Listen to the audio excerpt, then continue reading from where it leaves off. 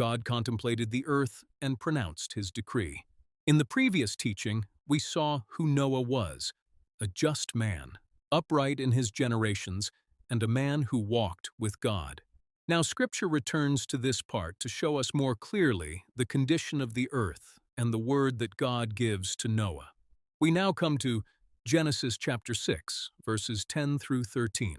The Scripture says, "And Noah begat 3 sons, Shem, Ham, and Japheth. The earth also was corrupt before God, and the earth was filled with violence.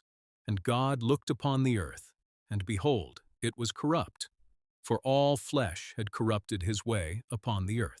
And God said unto Noah, The end of all flesh is come before me, for the earth is filled with violence through them, and behold, I will destroy them with the earth."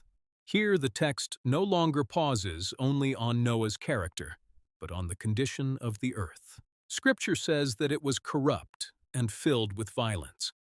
That means evil was no longer hidden or isolated. Corruption had spread, and violence had filled the earth. The way of man had become completely twisted. Then it says that God looked at the earth and saw that it was corrupt.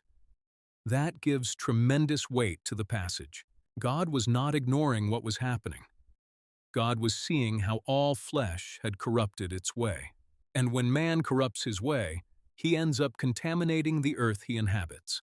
So the problem was no longer only a few people, but an entire generation given over to disorder and violence.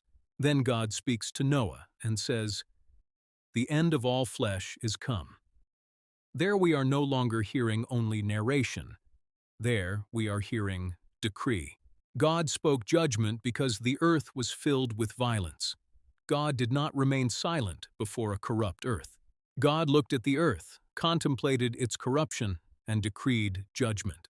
From this passage, we learn that if many corrupt their way, the people of God cannot follow the same course. If many pervert their path, we cannot walk by the same road. If many go astray, we must remain in obedience, in uprightness, and in the fear of God. Because when everything around becomes corrupt, the one who fears God is called to remain upright, the echo of the voice of God,